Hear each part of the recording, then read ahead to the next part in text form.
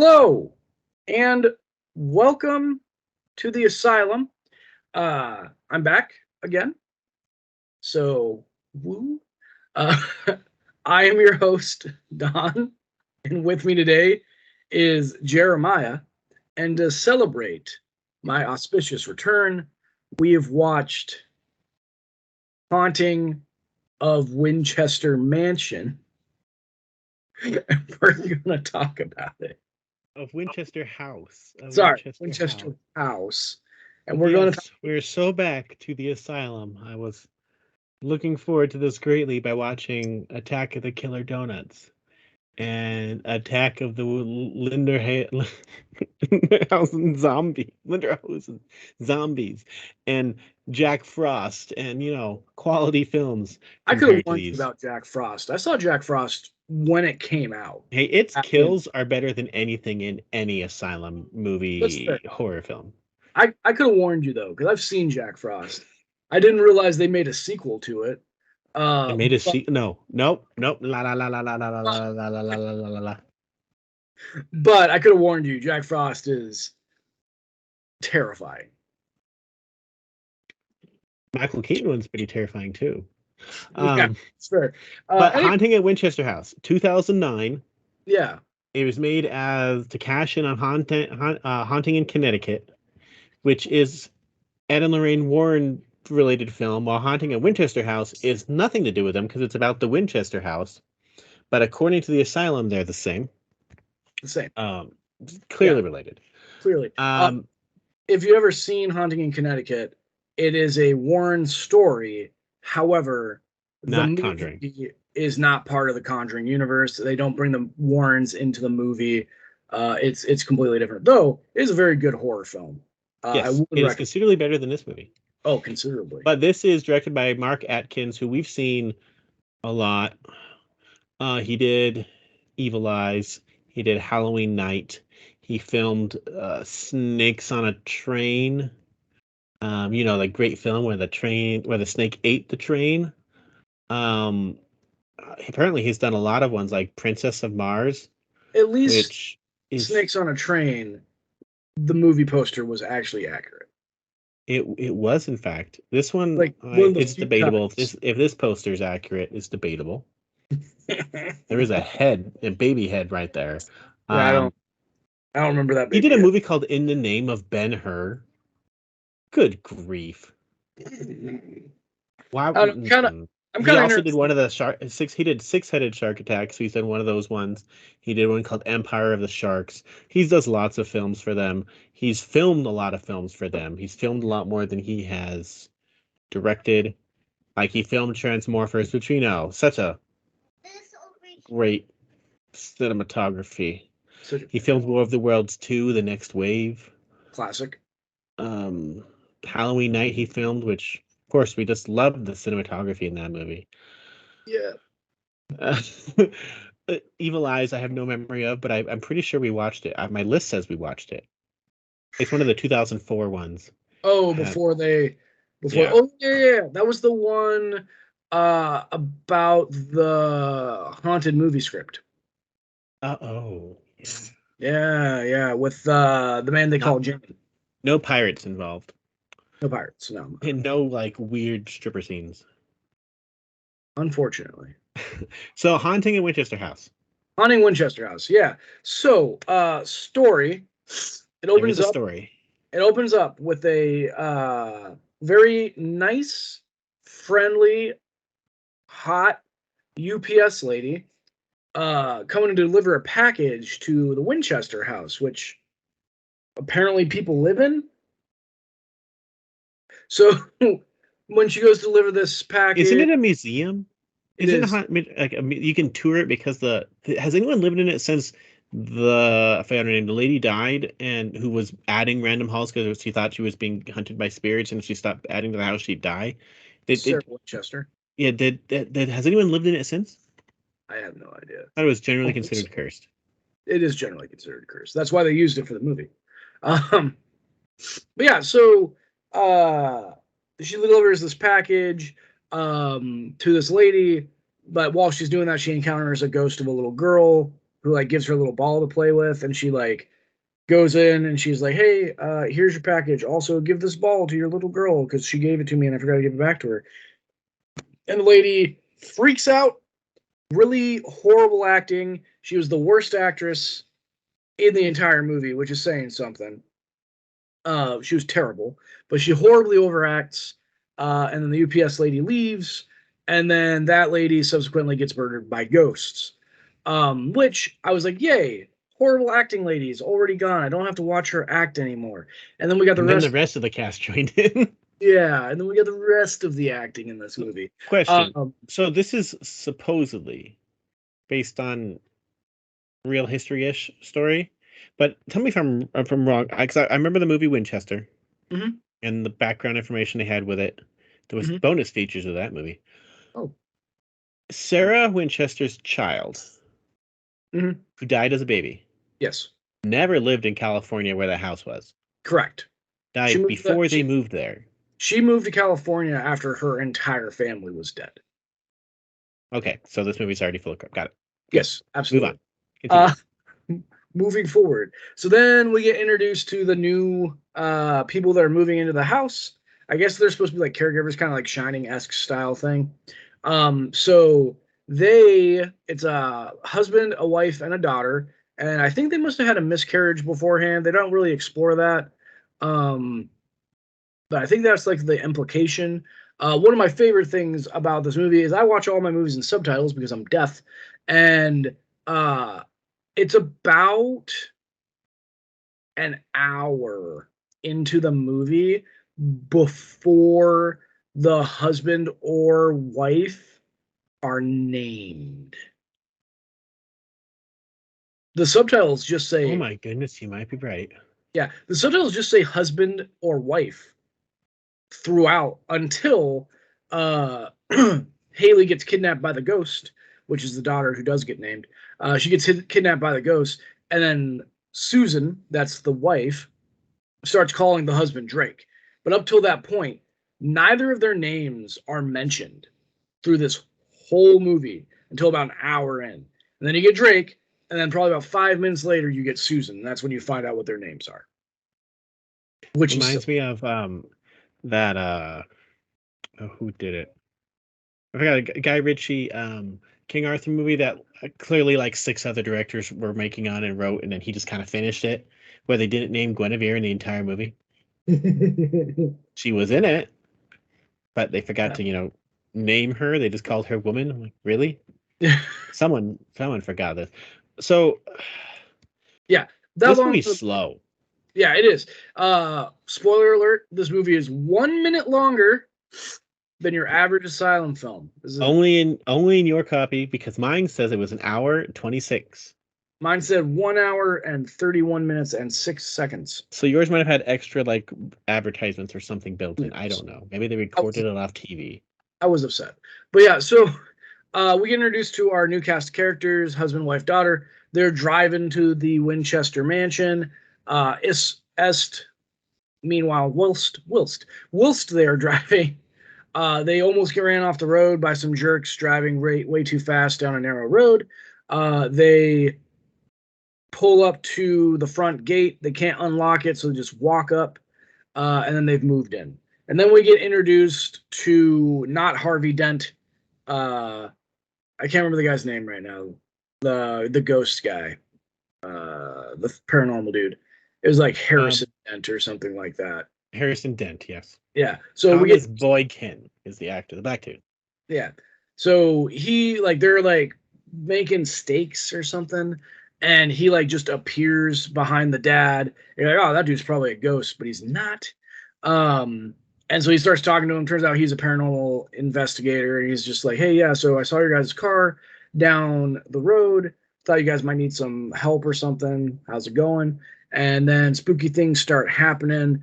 And then eventually the daughter gets kidnapped by the ghost of Sarah Winchester, who is now haunting the Winchester mansion, which I find to be ironic. And then they're trying to get her back. And then the husband starts like coughing up blood and bleeding, and the wife starts bleeding. And then they call in Harrison Dent. So he shows up and he starts explaining like ghosts, I guess. And he explains that there's like two types of ghosts. There's those that don't know that they're ghosts, and then there's those that do know that they're ghosts. And it takes like huge emotion to stay behind once you figure out that you're a ghost. At Otherwise, least he explained it better than that Ghost Hunter movie, yeah. I mean, they where half explain of it. what they were saying is utter rubbish. At least this one, like, okay, you sound like you watched The Grudge, and you took some notes, and then you plagiarized it in your movie. Yeah, exactly.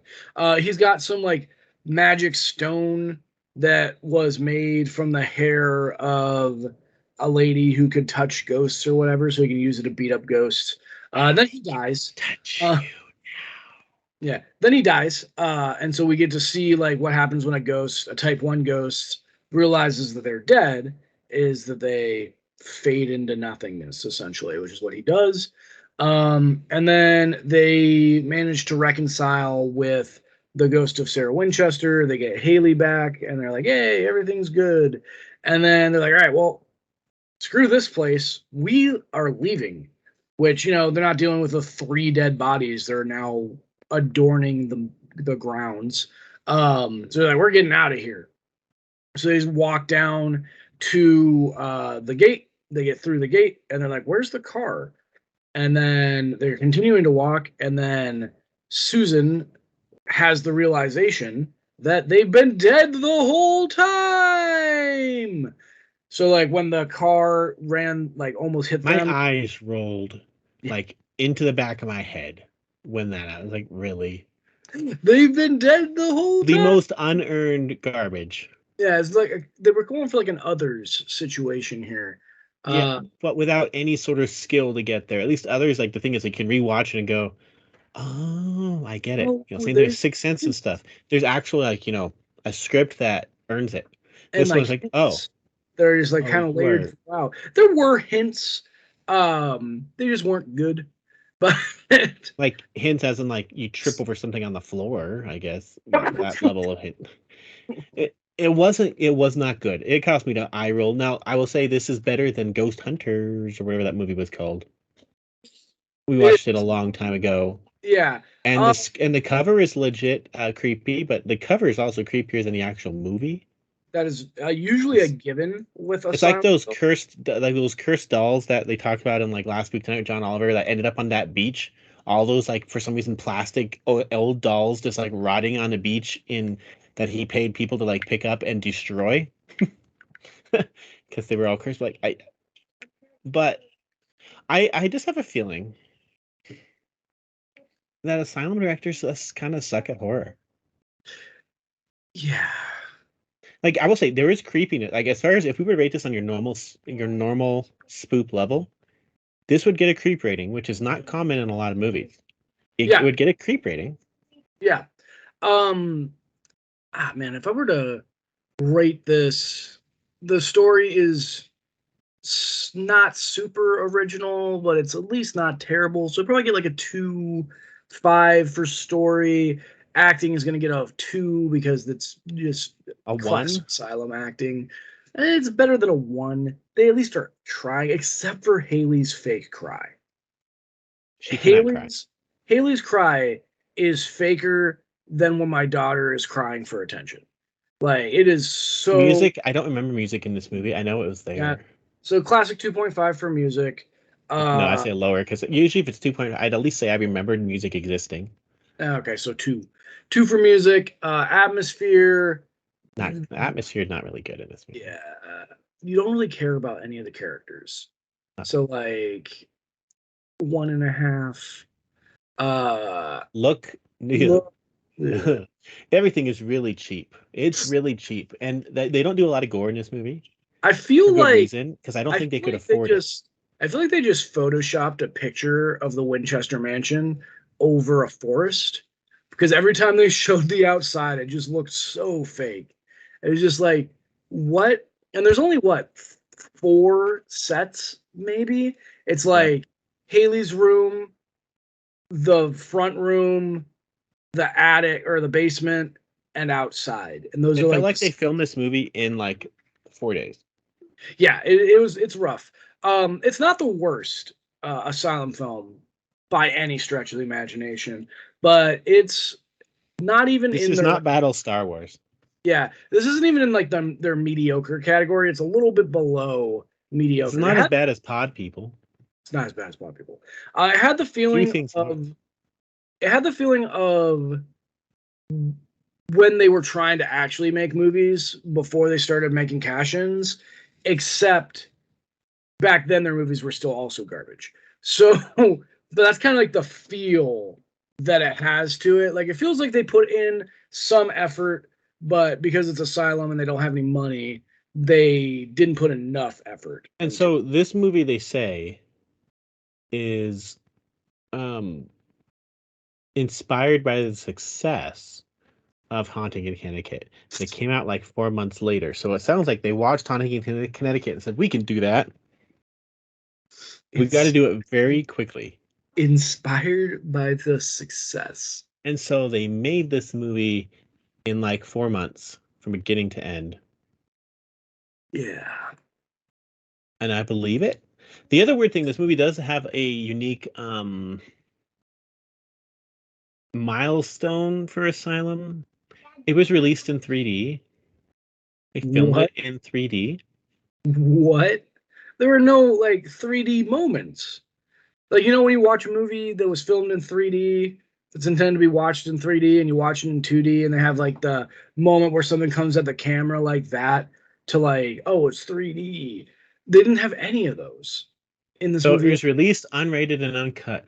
Asylum Home Entertainment sold a 3D version of the film and holds the distinction of being Asylum's first 3D release, although the 3D aspect has been criticized by everyone.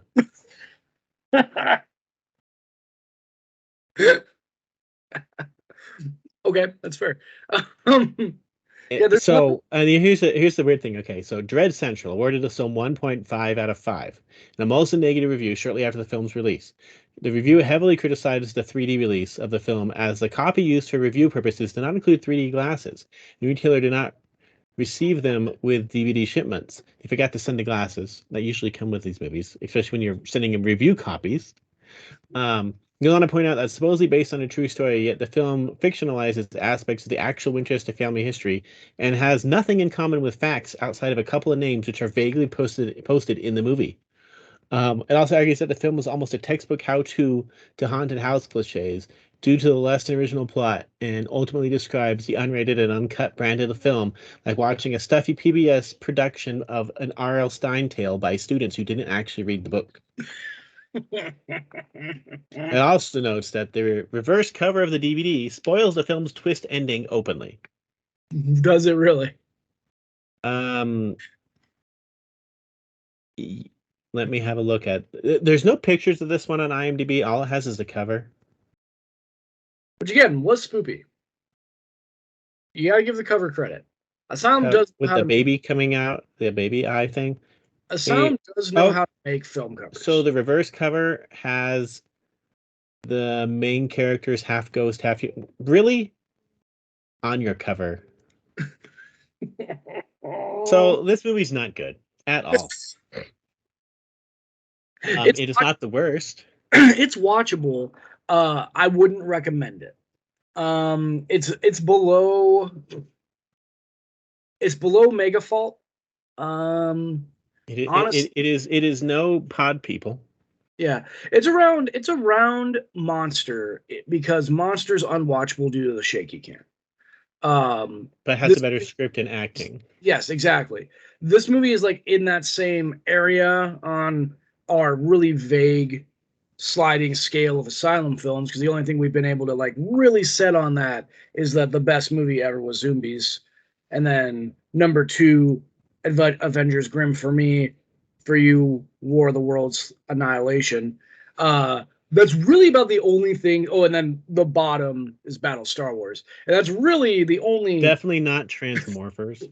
Yeah, that's really the only like set in stone parts of our sliding scale. This is above Battle Star Wars. It's above Pod People. It's actually no. This is about the same value as that stupid Wild West ghost movie that we watched. What was the name of that one? Oh, good grief.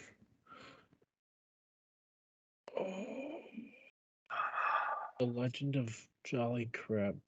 Jolly Roger, The Legend of Jolly Roger. No, it wasn't Jolly Roger. Jolly Roger was the one that was actual pirates with the guy that killed the people in the strip club, right?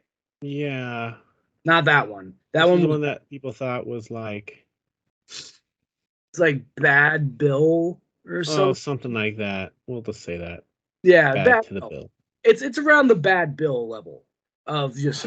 I purged that movie from my brain. I don't blame you.